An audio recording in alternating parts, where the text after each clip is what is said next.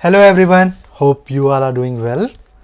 तो आज हम अपनी सीरीज़ को आगे बढ़ाते हुए हम चैप्टर 2 के जो रिमेनिंग पार्ट है उनको देखेंगे। बेसिकली आज हम पॉजिटिविज्म और उसकी क्रिटिक को देखेंगे, साथ ही साथ हम फैक्ट, वैल्यू एंड ऑब्जेक्टिविटी को देखेंगे।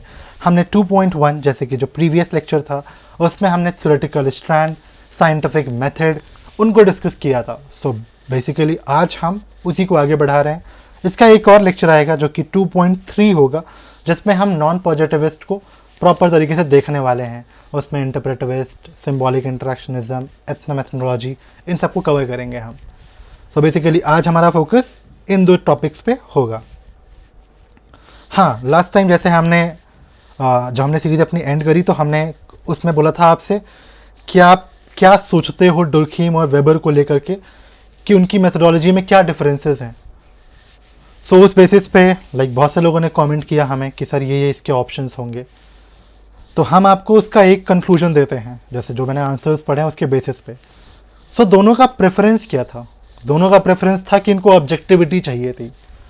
एक का था कि इसको फुल ऑब्जेक्टिविटी चाहिए थी, कहीं भी वैल्यू का इंट्रूजन एक्सेप्टेबल ही नहीं था, क्योंकि इनको पता था ये जिस टाइम ये जो सोशोलॉजी को रख रहे थे, अगर वैल्यू की तरफ ये ध्यान भी देते तो कहीं ना कहीं इनके सब्जेक्ट को फिलॉसफी डिक्लेयर कर दिया जाता। इनफैक्ट मैं आपको बताऊंगा भी कि कैसे इन दोनों के लिए वैल्यू बहुत रेलेवेंट था। इनफैक्ट डुर्खीम के लिए वैल्यू बहुत रेलेवेंट था। मैं आपको बताऊंगा आगे कि कैसे इन दोनों ने वैल्यूज़ को देखा। फिर हम बात कर ले वेबर की। तो वेबर का कहना है कि देखो, हमें कोशिश जो है ना हमेशा होनी चाहिए कि हमारा सब्जेक्ट जो है बहुत ऑब्जेक्टिव रहना चाहिए। जो हमारी सोशोलॉजी है उसमें हम कुछ चीज़ रख रहे हैं अपनी बातों को, तो बहुत ऑब्जेक्टिव रहना चाहिए। बट हमें कहीं ना कहीं एक मान के चलना चाहिए कि वैल्यू इंट्रूजन होगा। और ये कहते हैं कि जब रिसर्चर जाता है किसी प्रॉब्लम को सर्च करने के लिए, तो उस लेवल पे वैल्यू इंट्रूजन पॉसिबल है, बट उसके बाद रिसर्चर को कोशिश करनी चाहिए कि वैल्यू इंट्रूजन ना हो। सो इसके लिए उन्होंने एक आइडिया भी दिया था, इसको बोलते हैं ये methodological individualism. Methodological individualism basically इसका मतलब यह है कि फैक्ट और उसके एक्शन को उसके रेफरेंस में रीड करना, ना कि किसी जनरल यूनिवर्सल लॉ के बेसिस पे। तो इसका मतलब वही है कि जिस मेथड को आप पढ़ रहे हो ना, उसको आप इंडिविजुअल के एस्पेक्ट में देखो। इसलिए इनका फोकस था कि वो कहते हैं ना कि इनको हर एक एक्शन के पीछे सब्जेक्टिव मीनिंग को देखना था, वो इसी बेसिस पे कहते हैं, इसलिए इनको इंटरप्रेटिविस्ट बोला जाता है। फिर हम बात कर ले डुर्खीम की। तो डुर्खीम कहते हैं कि इनको हर चीज़ सोशल रियलिटी को जब पढ़ना है तो उसको एज अ सोशल फैक्ट के तरीके से पढ़ें, ताकि हम उससे एक जनरल थ्योरी डेवलप कर सकें। अगर हम उसको और के तरीके से देखेंगे तो कहीं ना कहीं वो कॉमन सेंसिकल सब्जेक्ट बन जाएगा। फिर इसके अलावा इनकी जो एक किताब थी रूल्स ऑफ सोशोलॉजिकल मेथड, उसमें सोशल फैक्ट पे वो बहुत एम्फसाइज डालते हैं, और वो कहते हैं कि social structure and cultural norms that are external, हमें उसको इंडिविजुअल को इंडिविजुअल का एस्पेक्ट नहीं लेना है, वो कहीं ना कहीं सोसाइटी के थ्रू इंडिविजुअल उसको मैनिफेस्ट करता है। इसीलिए ये बोलते हैं कि आप उसको मैक्रो एस्पेक्ट पे देखो, ना कि माइक्रो अबाउट इंडिविजुअल। फिर हम बात कर लें वेबर के मेथड्स की। तो वेबर का मेथड ये था कि ये कहते हैं कि एक फ्रेमवर्क आपको हम दे देते हैं, उसके बेसिस पे जब आप एक फ्रेमवर्क डिज़ाइन कर लोगे, फिर जब आप अप्रोच करोगे तो जो एक कहते हैं ना बायसनेस है आपके सब्जेक्ट और आपके चीज़ों को लेकर के, वो कहीं ना कहीं आप उसे मिनिमाइज कर सकते हो। तो उन्होंने उसके लिए वर्स्टहीन और आइडियल टाइप का स्कोप दिया था। इसमें अगर आपको और भी चीज़ें ऐड करनी है तो आप नॉन पॉजिटिविस्ट का भी एस्पेक्ट ऐड कर सकते हो, कैसे क्वालिटेटिव और क्वांटिटेटिव एस्पेक्ट बताते हैं। डुर्खीम का तो रहता है कि आप कंपैरेटिव मेथड के लिए जाओ, बट वेबर कहते हैं कि आप वर्स्टहीन के लिए जाओ। डुर्खीम यही कहते हैं कि अपना फोकस हमेशा उन चीज़ों पे होना चाहिए जो आप ऑब्जर्व कर रहे हो, बट वेबर कहते हैं कि आप बिहाइंड द पर्सन जाओ, उसकी मीनिंग को समझने की कोशिश करो। इसीलिए हम वेबर को इंटरप्रेटिविस्ट बोलते हैं। तो ये आपको मैंने बेसिक क्लासिफिकेशन बता दिया। इसके अलावा हम इसका और भी डिटेल्ड, इनफैक्ट इतने में आप इजीली 150 वर्ड आराम से लिख सकते हो, बट इसके अलावा और भी आपको इन डेप्थ वो हम जब थिंकर्स कवर करेंगे तो आपको हम कंपेयर कराएंगे कैसे ब्यूरोक्रेसी कैसे रिलेट होती है, कैसे सुसाइड रिलेट होता है, ये सारी चीज़ें आपको हम बताएंगे। फिर आते हैं अपने हम नेक्स्ट पे, जो कि बेसिकली आज का हमारा फोकस होगा, वो है पॉजिटिविज्म पे। तो पहला हमारा एस्पेक्ट क्या होता है कि हमें प्रीवियस ईयर क्वेश्चन देखना होता है कि हमारा प्रीवियस ईयर क्वेश्चन में क्या क्या आ चुके हैं। तो प्रीवियस ईयर क्वेश्चन में 2022 में जो आए थे वो यही था कि sociologist justified in using positivist approach. फिर थोड़ा बेसिक पोस्टुलेट्स ऑफ पॉजिटिविज्म और पोस्ट पॉजिटिविज्म, ये मैं आपको बताऊंगा बिकॉज मैंने बहुत सारी कॉपीज़ में देखा है कि बच्चे कंफ्यूज हो जाते हैं पोस्ट पॉजिटिविज्म में और नॉन पॉजिटिविज्म में। दोनों के बीच में बहुत थिन डिफरेंस है, बट वो डिफरेंस मैं आपको आज क्लियर कराऊंगा। फिर हम बात करेंगे क्रिटिकल एग्जामिन, लाइक हमें इनको क्रिटिकल व्यू से देखना है।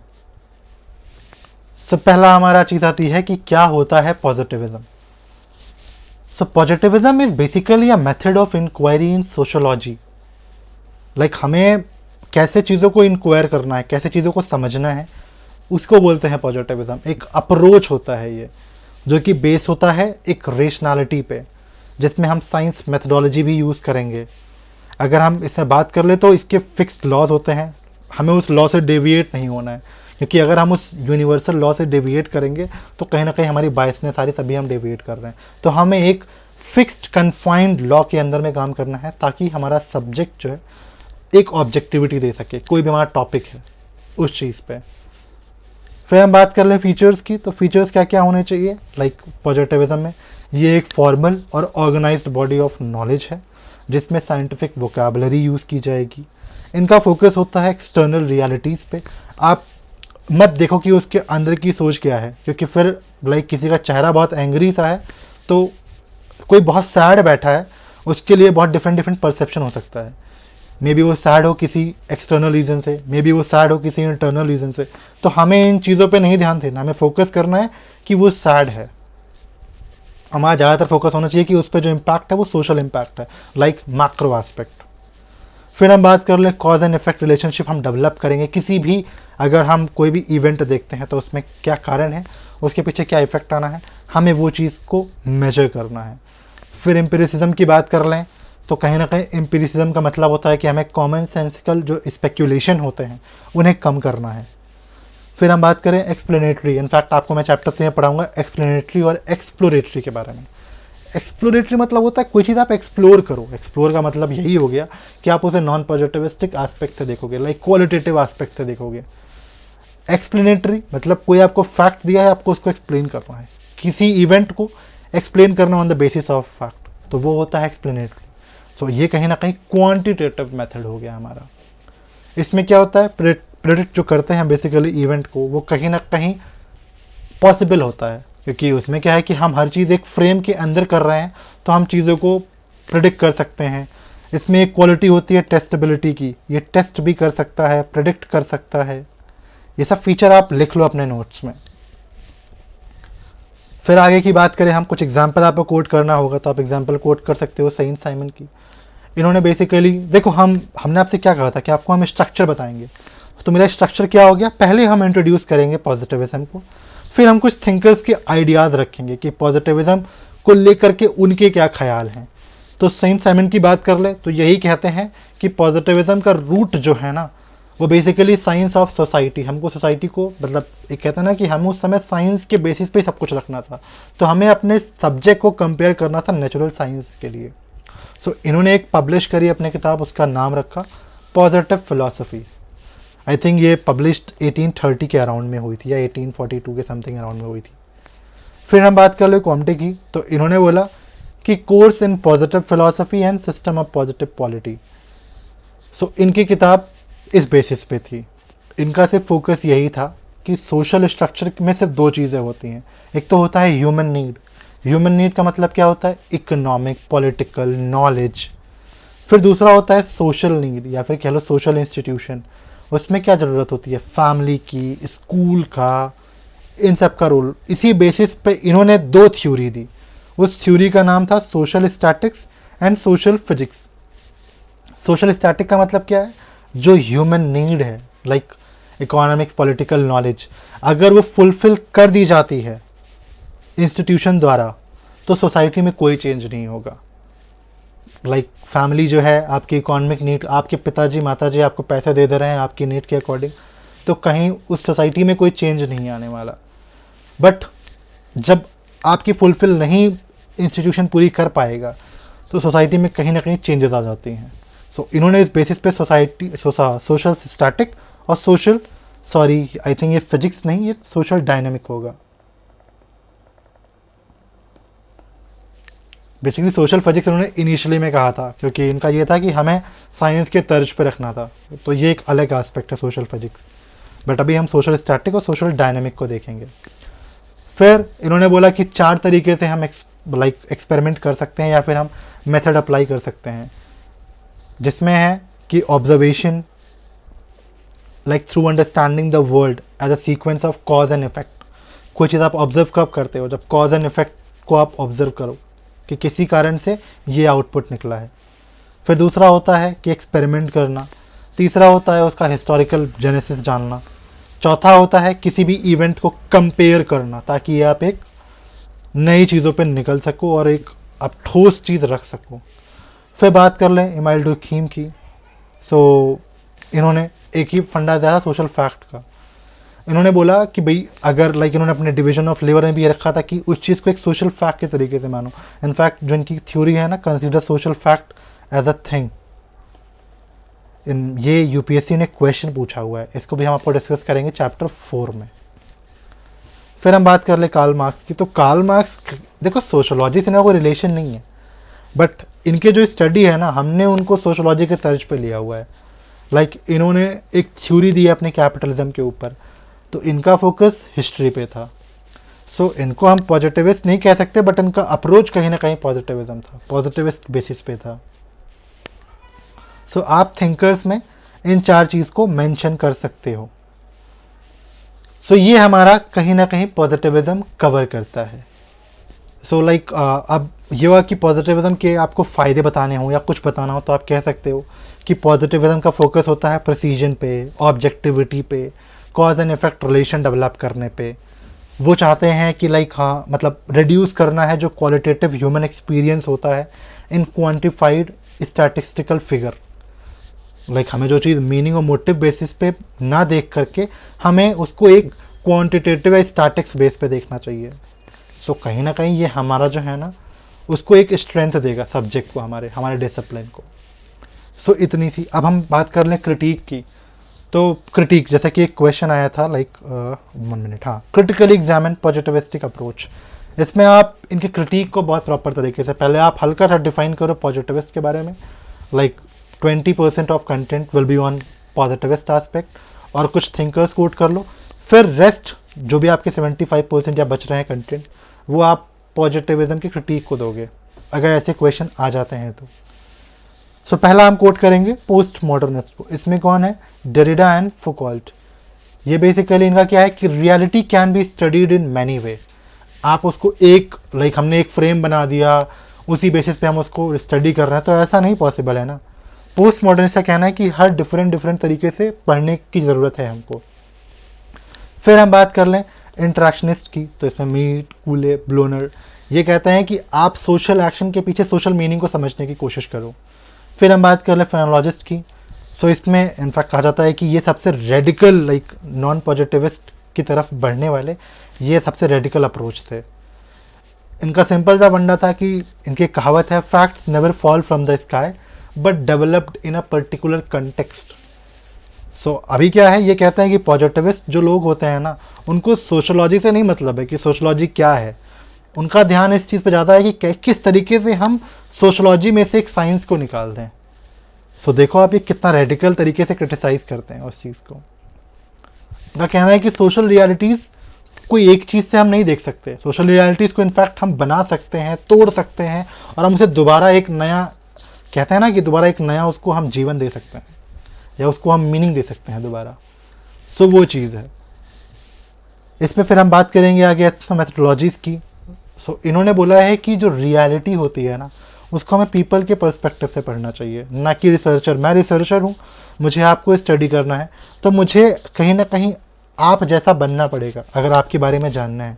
मैं अपने तरीके से देखूंगा तो मुझे पता है कि मैं जो पढ़ा रहा हूँ आपको समझ में आ सकता है, बट मुझे आपके तरीके से देखना होगा कि जो मैं पढ़ा रहा हूँ आप समझ पा रहे हो या नहीं समझ पा रहे हो।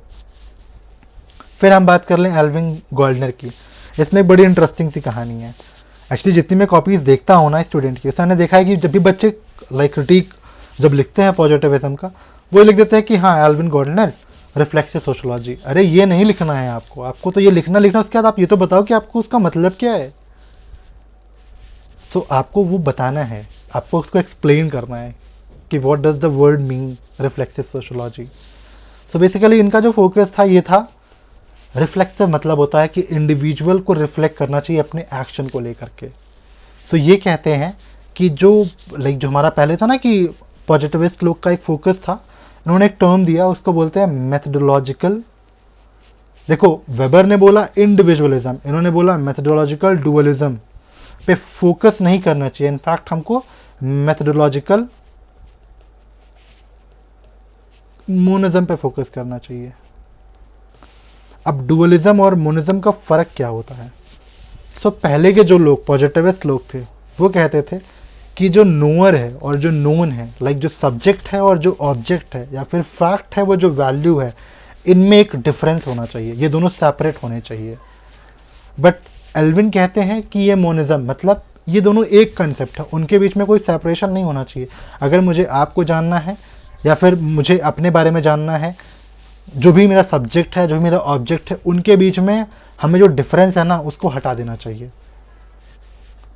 उससे क्या होगा, हम कहते हैं ना कि अगर हमें किसी चीज़ को जानना है, अगर हम खुद को ही नहीं जानेंगे तो हम कैसे उस चीज़ को समझ पाएंगे। मुझे पता है मेरा बायसनेस कार्ल मार्क्स की तरफ ज़्यादा है, तो कहीं ना कहीं मुझे ये चीज़ पता होनी चाहिए ना, तभी तो मैं वेबर की थ्योरी पढ़ पाऊंगा। क्योंकि अगर मैं वेबर की थ्योरी में कार्ल मार्क्स को ढूंढूंगा तो मुझे नहीं मिल पाएगा, और मैं कार्ल मार्क्स की थ्योरी पढ़ूंगा तो मैं खुश हो जाऊंगा कि यार कार्ल मार्क्स तो बहुत सही कहते हैं। सो मुझे मेरी चीज़ पता होनी चाहिए कि हाँ मेरा बायसनेस जो है वो कार्ल मार्क्स की तरफ थोड़ा रहेगा। सो इसलिए कहते हैं कि दूसरे को पढ़ने से पहले खुद के बारे में पता होना चाहिए। इसलिए कहते हैं कि ये दोनों का आप अलग मत रखो कि जो रिसर्चर है उसका थॉट अलग है, बट जिसको हम रिसर्च करने वाले हैं, जिस सब्जेक्ट को हम पढ़ने वाले हैं, आप बस उस पर ध्यान रखो। तो ये इम्पॉसिबल सी चीज़ है। सो इसी को बोलते हैं एल्विन गॉर्डनर, आप जो सेपरेशन है उसको हटाओ। फिर हम बात कर लें एंथोनी गिडन की, तो ये बात करते हैं हर्मेनोटिक्स की। हर्मेनोटिक का मतलब होता है कि it's a method of interpretation, हम कैसे किस चीज़ को इंटरप्रेट करते हैं। साइंस जो होता है वो एक बार चीज़ों को इंटरप्रेट करता है, बट ये कहते हैं कि सोशलॉजी को 2 बार इंटरप्रेट करना चाहिए।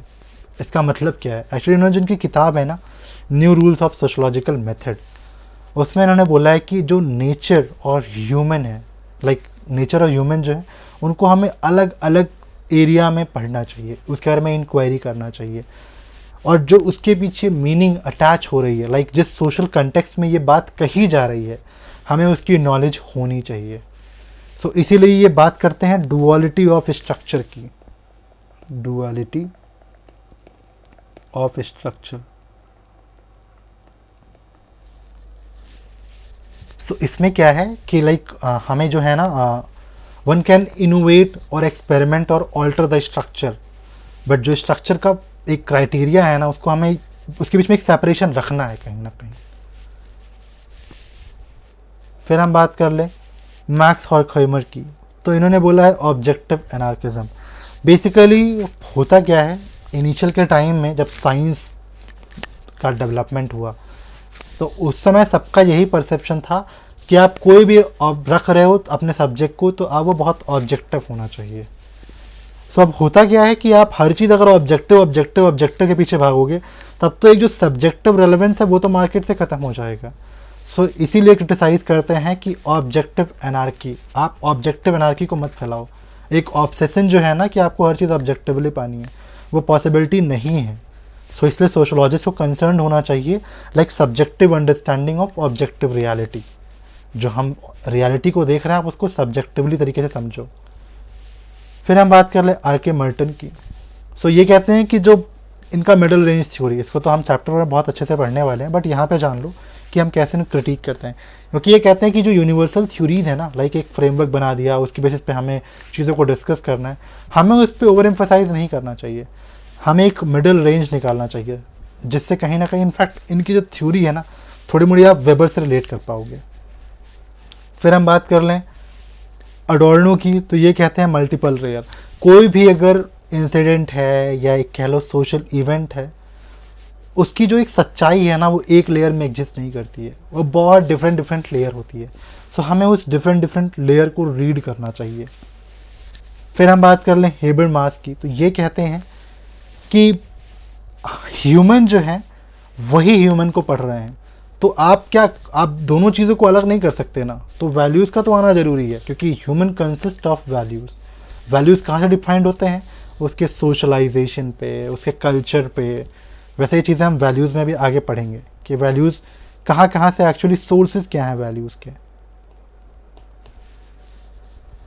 तो ये बेसिकली आपको मैंने 10 क्रिटिक बता दिए, आप इनको ईजिली अपने आंसर में यूज़ कर सकते हो। तो बेसिकली हमारा क्या था फंडा? हमने पहले आपको पॉजिटिविज्म बताया।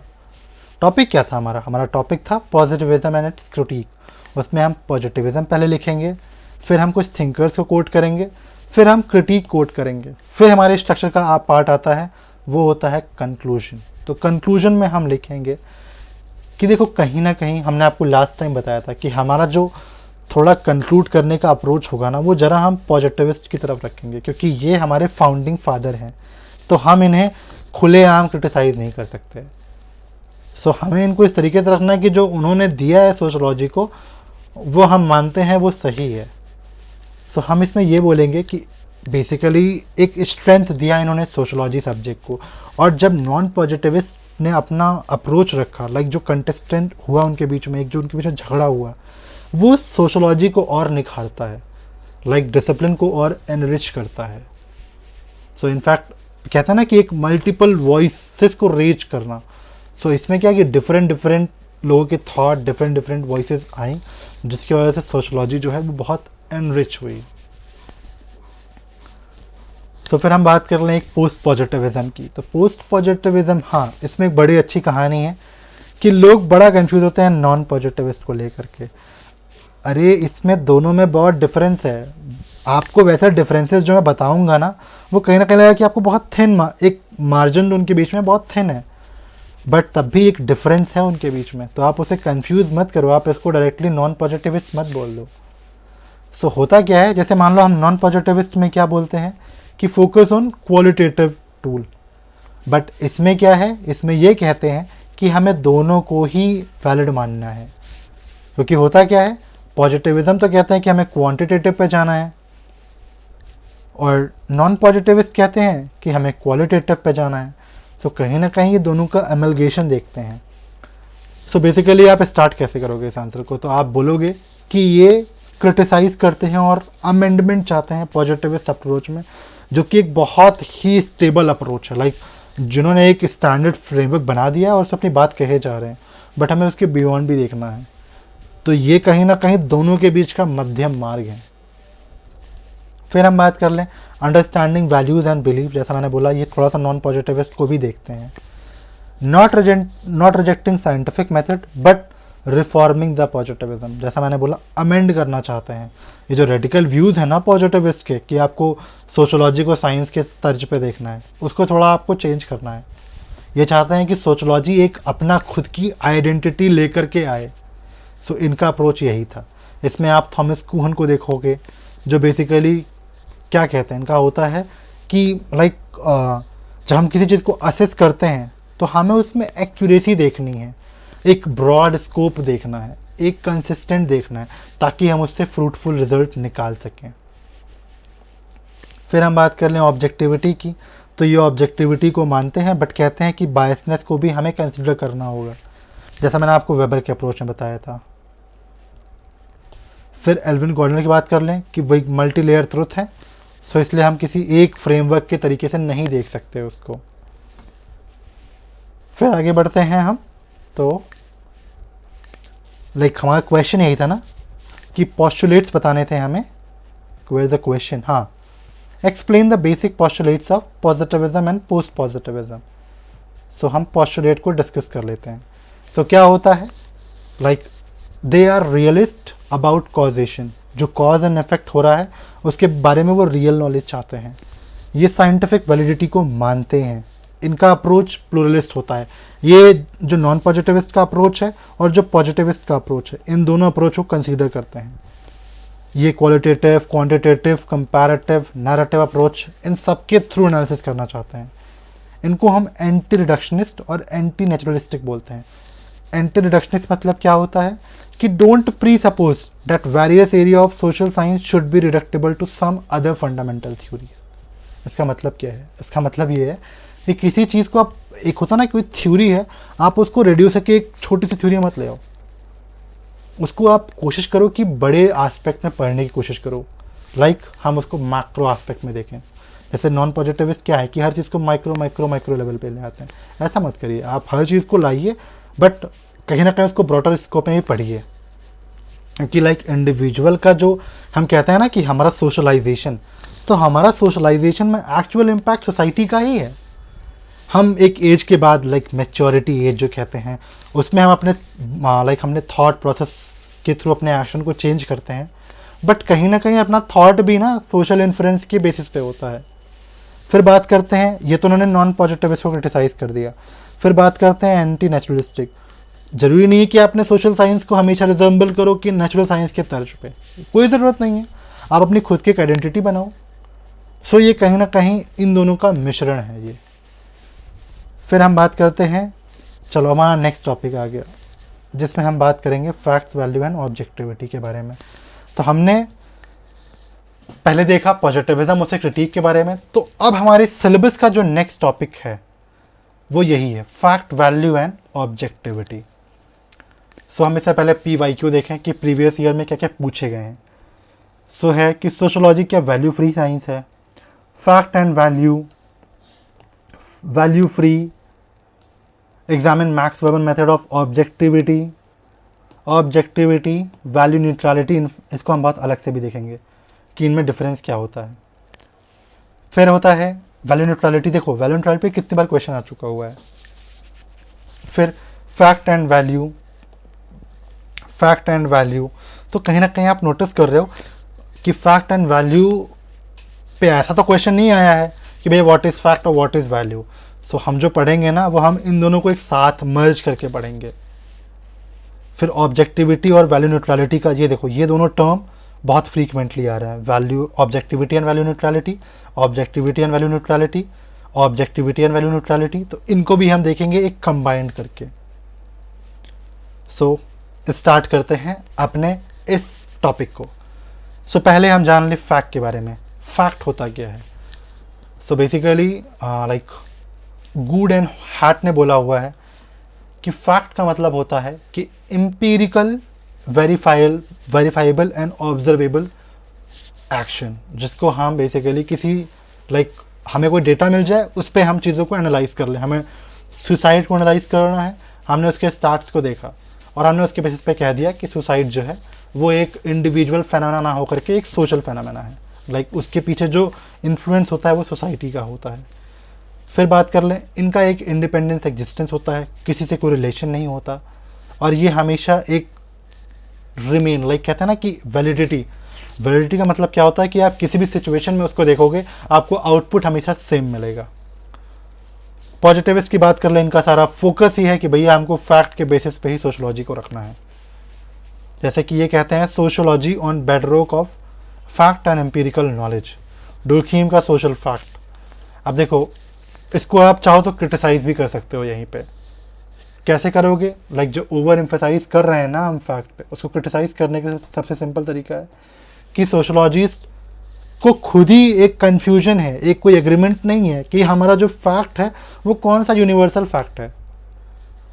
लाइक कैपिटलिज्म को अगर एक फैक्ट माने तो कैपिटलिज्म को मार्क्स वेबर ने अलग तरीके से देखा है, कैपिटलिज्म को कार्ल मार्क्स ने अलग तरीके से देखा है, डुर्खीम ने अलग तरीके से देखा है। सो एक कहता है ना कि भाई एक जब फैक्ट कैपिटलिज्म है हमारा तो उस पर एक फंडामेंटल लॉ या यूनिवर्सल लॉ होना चाहिए ना। तो इनका खुद ही अपने में ही सामंजस्य नहीं बैठा हुआ है, तो इस चीज़ पे आप कह सकते हो। फिर हम बात कर लें वैल्यू की। तो वैल्यू मतलब क्या? जैसे मैंने आपको बताया ना कि आप बड़े हुए हो तो आपके ऊपर जो वैल्यूज़, आपके अंदर जो वैल्यूज़ हैं उस पर कहीं ना कहीं एक जो एज, एक टाइम के साथ आप बड़े होते जा रहे हो, वैल्यू का इन्फ्लुएंस होता जा रहा है। तो ये एक सब्जेक्टिव आइडिया है। तो ये आपका पर्सनल हो सकता है, इसमें इम्पैक्ट कल्चरल होगा। टेम्पोरल मतलब होता है कि टाइम बेसिस पे जो आप बड़े होते आ रहे हो धीरे धीरे, स्पेसिफिक सिचुएशन के ऊपर डिपेंड करता है। सोर्सेज क्या हैं? सोशलाइजेशन हो गया, कल्चरल हो गया, ये सब एस्पेक्ट हो गए। फंक्शनलिस्ट क्या कहते हैं कि values are of society and not of individual. Basically ये मैक्रो एस्पेक्ट है। जैसा मैंने आपको बताया कि सोशोलॉजी को आपको लाइक कुछ भी आपके अंदर वैल्यूज़ है ना, वो सोसाइटी के बेसिस पे है, आप खुद के ऊपर डेवलप नहीं किया। इनफैक्ट आप कहते हो कि ये मेरा खुद का है, उसके ऊपर भी कहीं ना कहीं सोशल इम्पैक्ट होगा। So basically non positivist give suitable importance. इन्होंने, आप पूरा नॉन पॉजिटिविस्ट की जब थ्योरी पढ़ाऊंगा ना मैं आपको नेक्स्ट लेक्चर में, उनका पूरा फोकस सिर्फ वैल्यू पर होगा। इन्होंने फैक्ट को तो पूरा नकार दिया है।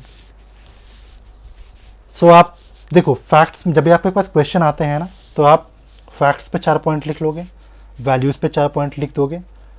फिर आता है लाइक जब भी आपने क्वेश्चन देखा ना कि what the difference between fact and value, what do you mean by fact and values, तो इन पे आप पहले फैक्ट और वैल्यू को डिस्क्राइब करोगे, फिर आप बताओगे फैक्ट और वैल्यू के बीच में डिफरेंसेस क्या क्या हैं। देखो, मैं अगर वैल्यू की बात कर लूँ ना, तो एक मैं आपको बहुत अच्छी, जैसा मैंने आपको इनिशियल में बताया कि वैल्यू को लेकर के डुर्खीम और वेबर की कुछ, मतलब दोनों ने सेम ही रेलेवेंस दिया है, बट डिफरेंस क्या है एक्चुअली में। होता क्या है ना कि डुर्खीम जो है वो भी वैल्यू को समझते हैं और वेबर भी वैल्यू को समझते हैं, बट डुर्खीम का मानना ये है कि अगर वैल्यू मेरे सब्जेक्ट में आ गई तो मेरी सब्जेक्ट की जो एक्चुअल में ना एक लाइन है, बड़ी अच्छी सी लाइन है कि वैल्यू आते ही डिसिप्लिन की वैल्यू ख़त्म हो जाएगी। इसका मतलब ये है, डिसिप्लिन की वैल्यू का मतलब ये है कि डिसिप्लिन का स्टेटस जो है, तो ये कहते हैं कि वैल्यू आते ही डिसिप्लिन की वैल्यू ख़त्म हो जाएगी, डुर्खीम कहते हैं। बट वेबर कहते हैं कि अगर डिसिप्लिन की वैल्यू को बनाना है तो उसमें वैल्यू को डालना बहुत ज़रूरी है। यहाँ पे मतलब क्या है कि वैल्यू मतलब ह्यूमन वैल्यूज़। अगर आपको डिसिप्लिन का वैल्यू लाइक डिसिप्लिन के स्टेटस को बनाना है तो हमें ह्यूमन वैल्यूज़ को लाना बहुत ज़रूरी है। सो दोनों वैल्यू को रेलेवेंट को देखते हैं, बट दोनों का नज़रिया अलग है देखने का। सो फिर हम बात कर लें कि डिफरेंस क्या है फैक्ट वर्सेस वैल्यू के जो क्वेश्चन आते हैं। सो आप बोलोगे facts are empirically verified observation, whereas values refers to subjective disposition arising out of experiences, biasness, preferences and belief। और आपको आगे और चीज़ें पॉइंट रखनी है तो कह सकते हो कि fact has its own independent existence and remain same in every situation. जो मैंने आपसे बोला कि एक वैलिडिटी एस्पेक्ट हमेशा फैक्ट फॉलो करता है, but on the same note value जो है उसमें पर्सनल, कल्चरल, टेम्पोरल और सिचुएशन स्पेसिफिक चीज़ें इंक्लूड करती हैं। जो हमारे क्लासिकल सोशोलॉजिस्ट थे लाइक कॉम्टे और डुर्खीम, ये कहते हैं कि फैक्ट और वैल्यू दोनों डाइकोटोमस है, मतलब दोनों ही बिल्कुल अलग हैं, दोनों दूसरे पोल पे हैं, एक पोल पर है, दूसरे एक पोल पर है। बट जो अदर सोशोलॉजिस्ट जो उनके बाद जो आए, वो कहते हैं कि आप उनको डाइकोटोमी मत देखो, उनको डिस्टिंक्शन देखो। इसका मतलब क्या है? डाइकोटोमस मतलब है दोनों अलग हैं, डिस्टिंक्शन भी मतलब दोनों अलग हैं, बट डाइकोटोमस मतलब होता है कि दोनों कभी एक तरीके से आ ही नहीं सकते। डिस्टिंक्शन मतलब ये है कि आप दोनों के बीच का डिफरेंस समझो और फिर उसके बीच का आप एक रास्ता निकालो। सो उसमें आप कोट करोगे माइकल पोलियानी और हिलेरी पुटनम को। ये बेसिकली क्या है कि आप दोनों को ना डिसएंगेज, मतलब आप दोनों को अलग अलग तरीके से रखो, लाइक दोनों ही डिफरेंट है बट दोनों को आप डिसएंगेज नहीं कर सकते हो। क्योंकि होता क्या है कि like value plays very important role. हमें मान लो कोई हम फैक्ट कोई कलेक्ट करने जा रहे हैं, लाइक डुर्खीम ने, हम चलो डुर्खीम छोड़ दो, आप वेबर की बात कर लेते हैं। जैसे हम लोग कहते हैं ना कि वेबर ने ब्यूरोक्रेसी का एग्जाम, लाइक ब्यूरोक्रेसी को स्टडी किया। सो क्यों किया? क्योंकि उनकी वैल्यू ही उस चीज़ के बारे में थी, उनको ब्यूरोक्रेसी में पढ़ना था कि क्या ब्यूरोक्रेसी जो है वो आयरन केज ऑफ रेशनैलिटी के बारे में डिपिक्ट करती है। उसके बेसिस पे उन्होंने जा करके फैक्ट कलेक्ट करना शुरू किया। वही सेम चीज़ डुर्खीम के साथ भी है। जब उन्होंने सुसाइड, उनकी एक खुद की वैल्यूज़ थी, उसके बेसिस पे हम फैक्ट कलेक्ट करते हैं। तो यही कहते हैं वो कि आप उन दोनों को अलग मत समझो। कहीं ना कहीं आप कोई फैक्ट कलेक्ट करने जा रहे हो तो उसके पीछे भी वैल्यू का रोल है। अभी हम हेबरमास को भी कर लें तो complete separation is not possible, क्योंकि अभी मैंने आपको बताया ना ऊपर, ह्यूमन स्टडी ह्यूमन। भाई आदमी आदमी को पढ़ रहा है तो हमारे भी जो हम पढ़ रहे हैं किसी दूसरे को, तो हम उसी को पढ़ेंगे ना जिस पे हमारी वैल्यूज़, हमारा मतलब एक होता ना कि इनर कंसाइंस हमें उस चीज़ की परमिशन देगा। फिर हम बात कर लें हॉवर्ड बीकर की, तो ये इंपॉर्टेंस ऑफ वैल्यूज़ को लाइक दिखाता है किस तरीके से इंपॉर्टेंस है वैल्यूज़ की। फिर हम बात कर लें एक मिडिल पाथ की। तो मिडिल पाथ का मतलब क्या है बेसिकली कि हम ज़रूरी नहीं है कि हम दोनों को अलग तरीके से देखें। हमारी कोशिश होनी चाहिए कि हम जो आउटकम हो रहा है ना हमारे हम जो स्टडी करने जा रहे हैं, हमें उसके आउटकम पे फोकस करना चाहिए। जब हम उसके आउटकम पे फोकस करेंगे तो जो अननेसेसरी इन्फ्लुएंसेस हैं वैल्यूज़ के, उसको हम अवॉइड कर सकते हैं। तो हमें ना मेथड से ज़्यादा फोकस आउटकम पे करना चाहिए। अब आप कहोगे कि कैसे हम उस चीज़ों को लाइक हमें ऑब्जेक्टिविटी पानी है या वैल्यू हमें थोड़ा सा हटाना है अपने सब्जेक्ट में, तो वो कैसे कर सकते हैं। तो हम आगे आपको बताएंगे कि कैसे आप वैल्यू को हटा सकते हो। लाइक उसमें हम पीयर इवैल्यूएशन का कंसेप्ट लाएंगे, वो सब मैं आगे आपको बताऊंगा। फिर हम बात करेंगे कंक्लूड करने की। तो कंक्लूजन में क्या आप लिखोगे, वेबर का अप्रोच। वेबर तो साफ साफ कहते हैं कि मुझे ऑब्जेक्टिविटी सब्जेक्ट में चाहिए, बट हम वैल्यू को नकार नहीं सकते। वैल्यू फर्स्ट लेवल पे आएगा, बट बाद में अपने आप रिसर्चर को कोशिश करनी है कि हम उसके बाद नहीं, जैसे हम जब लाइक साइंटिफिक मेथड का जो फर्स्ट पार्ट होता है डेफिनेशन ऑफ द प्रॉब्लम या टॉपिक जो चूज़ करते हैं हम, उसमें वैल्यू इंट्रूजन आएगा, उसके बाद आपको कोशिश करनी है कि नहीं आए। सो ये हम इतने पॉइंट्स हम फैक्ट वर्सेस वैल्यू में लिखेंगे। इसमें हम पहले फैक्ट और वैल्यूज़ को बताएंगे, जैसा मैंने आपको ऊपर 4 पॉइंट दिया, फिर आप इन चीज़ों को बताएंगे। फिर हम आगे बात कर लें तो आगे आता है हमारा importance of values. So values की क्या इंपॉर्टेंस है, जैसे मैंने आपको बताया डुर्खीम और वेबर दोनों ने वैल्यू को बहुत इंपॉर्टेंस दी है, बट दोनों का नज़रिया अलग था। सो हम देख तो लें कि वैल्यू की इंपॉर्टेंस क्या क्या है। Value give instruction to the individual to act. हमें कोई डेटा कलेक्ट, जैसा ना कोई एग्जांपल दे, हमें कोई डेटा कलेक्ट करना है तो उसके पीछे हमारी वैल्यूज़ बहुत बड़ा रोल प्ले करती है। हमारा कुछ एक्शन प्ले होना है, लाइक हमें कुछ काम करना है, उसके पीछे वैल्यू का एक रोल होगा। वैल्यूज़ आर कल्चरली अप्रूव्ड, ये हमें कल्चर से मिलता है। वैल्यूज़ आर नॉट एब्सोल्यूट, जरूरी नहीं है, क्योंकि एक होता है ना एब्सोल्यूट मतलब होता है कि हर फंडा में एक ही चीज़ आपको दिखेगी, तो ये गलत है। वैल्यूज़ जो होता है वो वेरी करता है person to person.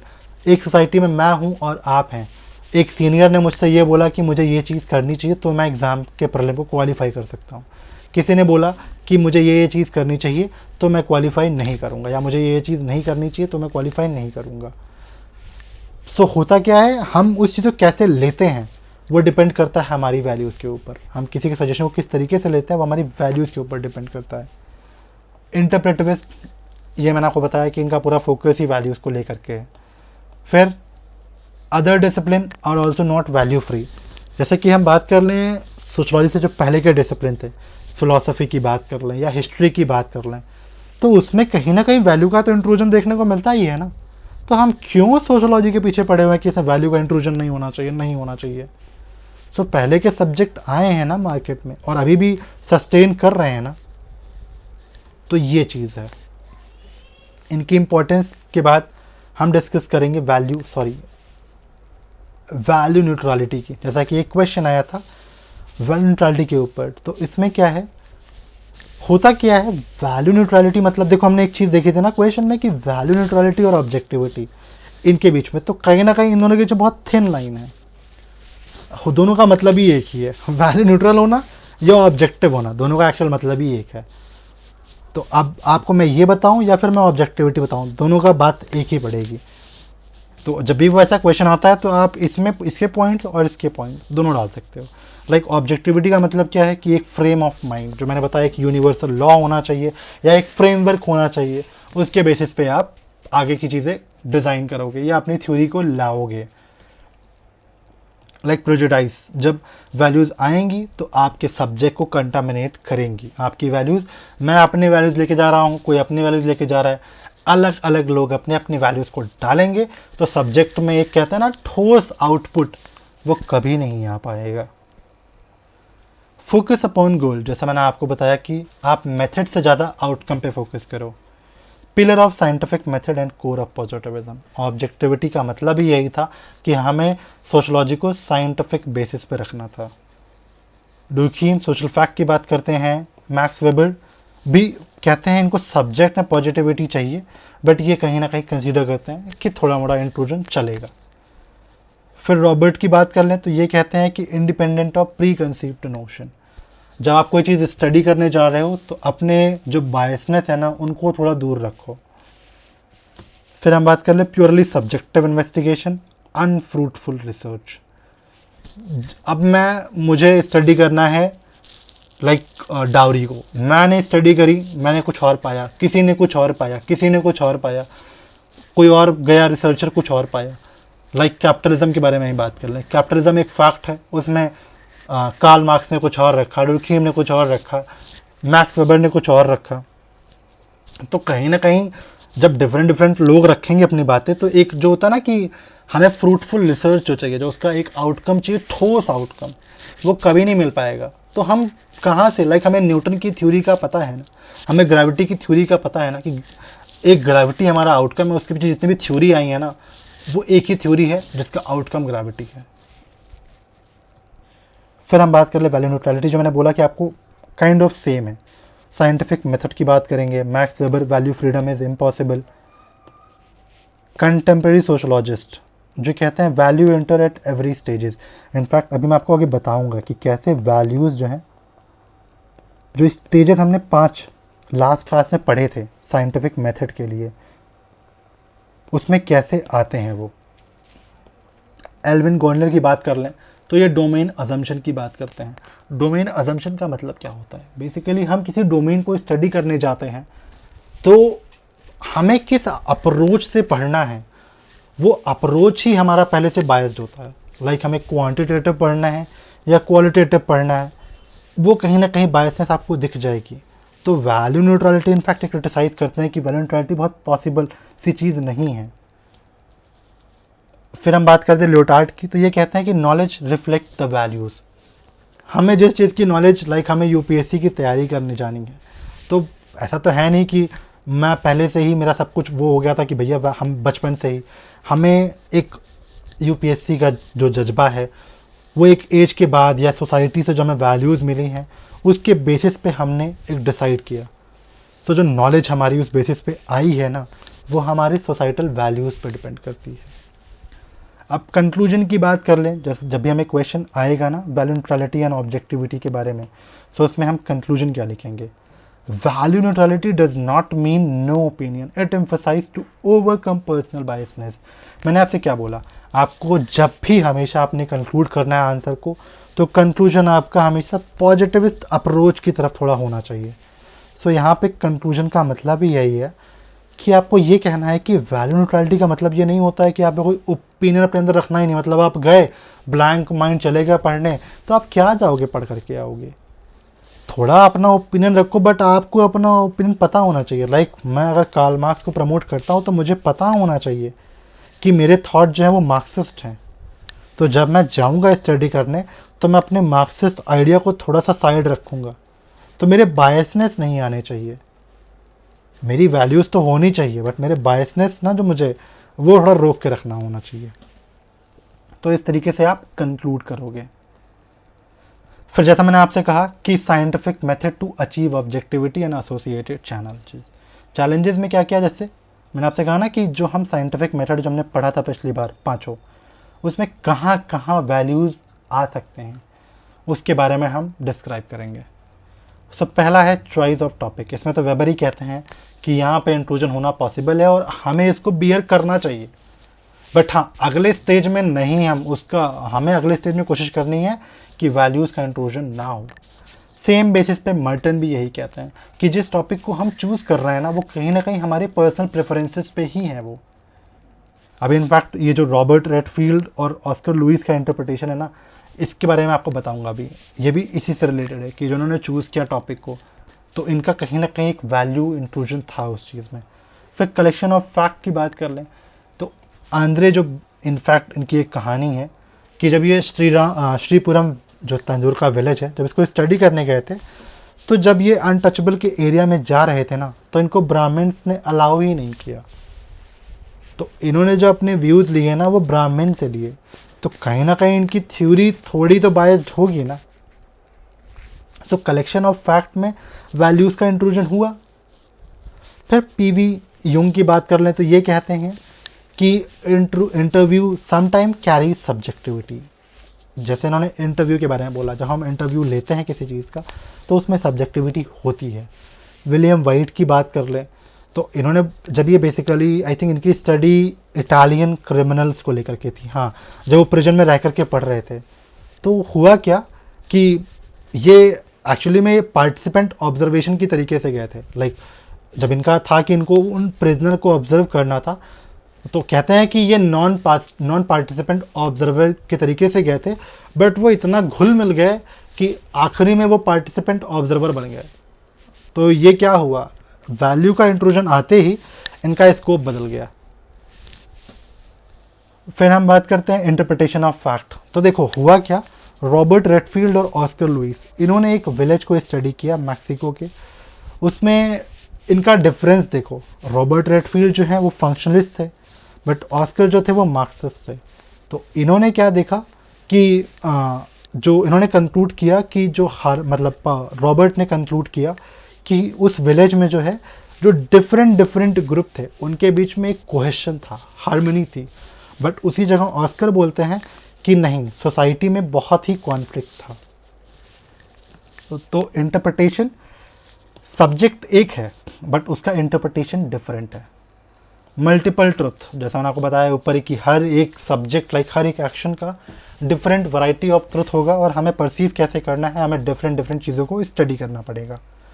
Formulation of theories, Durkheim and Marx. हम फॉर एग्जांपल ले कैपिटलिस्ट के बारे में, रिलीजन के बारे में।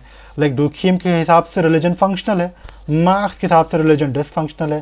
कैपिटलिस्ट मार्क्स के हिसाब से एक्सप्लॉयटेशन ऑफ लेबर है, और वेबर की बात कर लें तो वेबर के हिसाब से जो कैपिटलिस्ट का एस्पेक्ट है वो कहीं ना कहीं उन्होंने उसको रिलीजन से जोड़ दिया।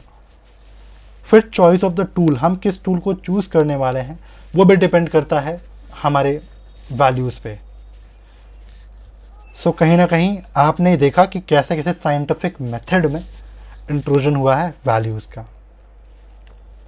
फिर हम बात कर लें क्रिटिक की। तो क्रिटिक ऑब्जेक्टिविटी को, जो मतलब जब आप आंसर लिखोगे ना वैल्यू न्यूट्रलिटी ऑब्जेक्टिविटी पे, आपको फिर कुछ क्रिटिसिज्म डालना होगा। जैसे क्वेश्चन था critically analyse the objectivity and value neutrality. So उसमें हम पहले कवर करेंगे पोस्ट मॉडर्निस्ट को। पोस्ट मॉडर्निस्ट क्या बोलते हैं कि objectivity is impossible at all stages. जो पांचों ऊपर हमने स्टेज डिस्कस किए हैं ना, ये उनको बेसिकली उनको इन्फर कर रहे हैं कि पांचों स्टेजेस पे तो कहीं ना कहीं वैल्यूज आ ही रही है हर जगह पे। फिर हम बात कर लें एल्विन की, तो ये कहते हैं value neutrality is an elusive goal in sociology.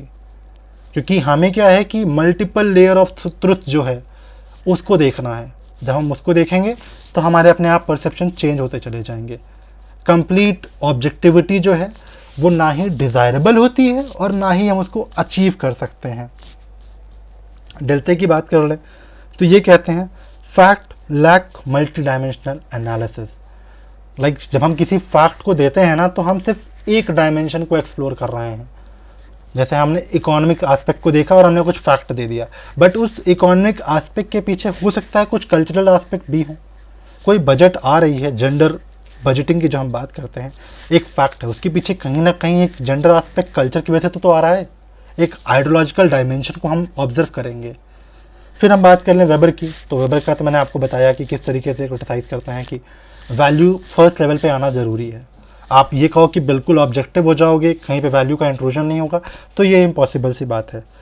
फिर गुनार मेडल की बात कर लें तो इन्होंने बोला है कि total objectivity is an illusion, it amount to loss. Like हम किसी हिस्ट्री को फॉल्सिफाई करना, like loss of basic purpose of discipline.